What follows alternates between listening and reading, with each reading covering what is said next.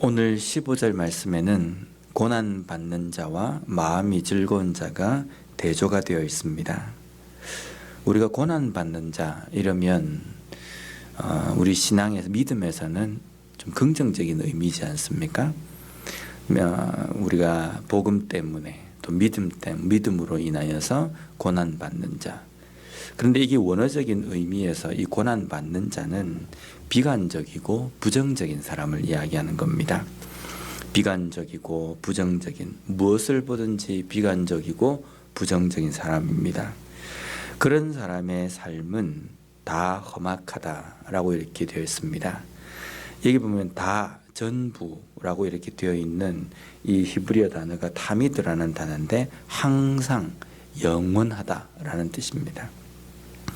마음에 부정적이고 비관적인 사람은 그의 삶, 사는 날이 전부가 영원히 험악한 삶을 살아간다라는 뜻입니다.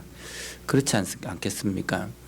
좋은 것을 먹어도 비관적인 사람은 거기에 대해서 투덜거리기도 하고 만족감도 없고 기쁨도 없습니다.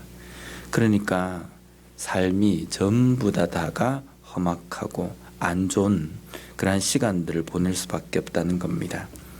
근데 반면에 마음이 즐거운 자는 항상 잔치하느니라. 마음이 즐거운 자라는 것은 어떤 상황에서든지 만족함을 알고 또 기뻐하며 감사하며 살아가는 삶입니다. 그런 자의 삶은요, 어떤 상황에서든지 항상 감사하고 또 즐거워하기 때문에 잔치와 같은 삶이다라는 겁니다.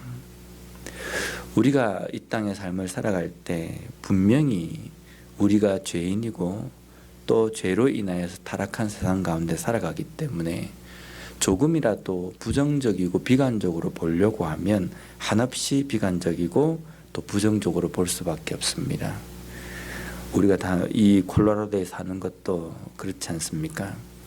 항상 여기에 살면서 공기가 왜 이렇게 희박하나, 왜 높은 곳인가, 눈이 오면 왜 눈이 이렇게 많이 오는가, 이렇게만 본다고 한다면 하루하루 살아가는 것이 부정적인, 그러다 보니까 제가 그렇게 사는 것 같다라는 생각도 들기도 하는데, 근데 그렇게 사는 것보다 여기에 살면서도 어떻게 이렇게 하늘이 아름다운가, 어떻게 이 눈이 이렇게 참 내리면 아름답게 내리는가, 이렇게 본다고 한다면 어떠한 상황에서든지 즐거워하며 감사하며 살아갈 수 있다는 겁니다. 우리의 마음에 하나님께서 주신 그 은혜가 가득함으로 인하여서 어떠한 것을 보든지 하나님의 은혜를 깨닫고 감사하며 살아갈 수 있는 우리가 되었으면 좋겠습니다. 다음으로 16절 말씀을 보면 가산이 적어도 여호와를 경외하는 것이 크게 부하고 번뇌하는 것보다 나으니라. 여기 중요한 말씀이 있습니다. 가산이 적어도 여호와를 경외하는 것, 즉 여호와를 잘 경외하는 사람, 또 사람 중에서도 가산이 적은 사람이 있다는 겁니다. 물질적으로 풍요롭지 않고 빈곤한 삶을 살아가는 여호와를 경외하는 사람이 존재한다는 겁니다. 기복적인 신앙에서는 신앙이 있으면 복을 받고 그것 때문에 물질적인 풍요로움을 누린다라고 이렇게 가르칩니다. 그런데 우리가 아무리 믿음이 좋고 여호와를 경외하는 그러한 삶을 살아간다 할지라도 가산이 적은 가운데 살아갈 수 있다는 겁니다. 그러나 우리가 가산이 풍요로운 것이 복인가, 아니면 여호와를 경외하는 것이 복인가, 우리가 이걸 먼저 깨달아야 됩니다. 우리의 삶에서 물질적으로 풍요로운 것이 복이 아니라 여호와를 경외하며 살아가는 믿음의 삶, 그것이 복이라는 것, 우리가 이것을 잊지 말아야 한다는 겁니다. 또 반면에 크게 부하고 번뇌하는 것, 이것이 우리 땅에 살면서 결코 복이 아니다라는 겁니다. 물질은 많고 또 돈은 많은데 삶이 풍요로운데 번뇌하는 삶을 살아가는 삶은 하루하루가 결코 그렇게 기쁘고 즐겁지만은 않다는 겁니다. 어쩌면 물질을 쫓아서 살아가는 삶은 크게 번뇌하게 합니다.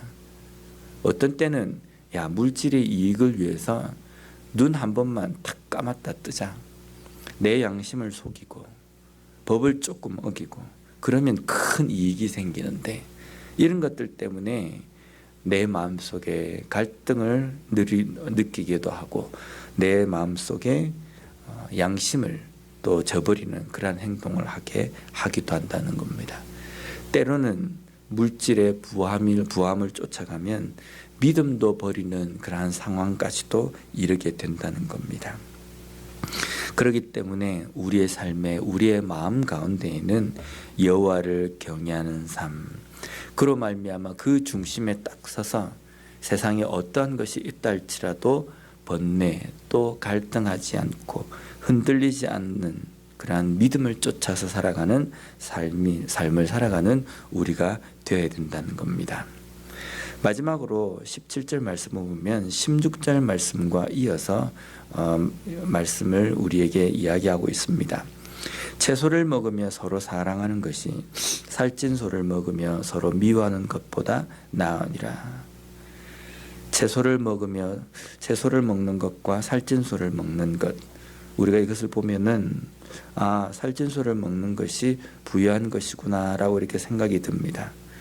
그런데 어떤 사람은 채소를 먹는 것이 뭐가 그렇게 가난한 것이라고 이야기할 수 있느냐라고 이렇게 이야기하는데, 할 수도 있는데, 여기 채소를 먹는다라고 할 때 이 채소를 먹다라는 이 단어의 원어를 보면요, 일반적인 채소라는 뜻입니다. 그러니까 평범한, 그리고 흔히 구할 수 있는 이런 뜻입니다. 특별하지 않다는 겁니다. 그리고 채소 중에서도 특별한 채소가 아니라 누구나 일반적으로 먹을 수 있는 그런 채소를 이야기하는 겁니다. 그런 것을 먹으면서 부유하지도 남다르지도 특별하지도 않지만 서로 사랑하는 것이 살찐 소, 특별하게 구해서 먹는 그러한 것을, 음식을 먹으면서 서로 미워하는 것보다 낫다라는 겁니다. 가정도 마찬가지지 않습니까? 아무리 좋은 집에서 살고 또 물질적인 풍요로움을 누리고 또 남다른 어떠한 것을 가지고 있다 할지라도 가족끼리 화목하지 않고 서로 미워하며 등 돌리고 살아간다고 한다면 그 가정은 지옥과 같은 삶일 겁니다. 반면에 부유하지도 않고 그렇게 좋은 집도 아니지만 거기에서 가족들이 함께 화목하고 서로가 함께 사랑하며 살아간다고 한다면 그곳이 곧 천국과 같은 삶이 된다는 겁니다. 교회도 마찬가지입니다.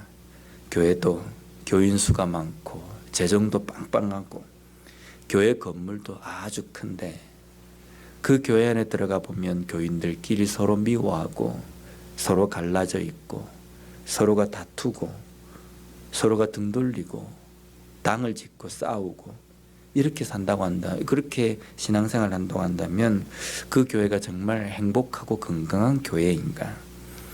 반면에 그렇지 않지만 교회 건물도 없고 또 교인 수도 적고 재정적으로도 부족하지만 교인들이 서로 사랑하며 서로를 위하며 화목하게 신앙생활을 한다고 한다면 거기에서 하나님의 은혜를 깨닫고 또 사랑을 온전히 깨달을 수 있다는 겁니다. 물론 불행한 것은 외형적으로도 가진 것이 없지만 그 안에서도 그 적은 숫자 가운데서도 서로 싸우고 화목하지 못하다고 한다면 더 큰 문제일 겁니다. 우리의 삶 속에서 과연 나에게 행복이라는 것은, 복이라는 것은 무엇인가? 그것을 온전히 깨닫고 하나님의 말씀을 붙들고 하나님의 말씀이 중심 가운데 있는 믿음의 삶이 큰 행복이며 또 큰 은혜임을 온전히 깨닫고 그것을 붙들며 살아가는, 오늘 하루도 그 행복감을 누리며 살아가는 우리와 우리 교회가 되었으면 좋겠습니다. 기도하겠습니다.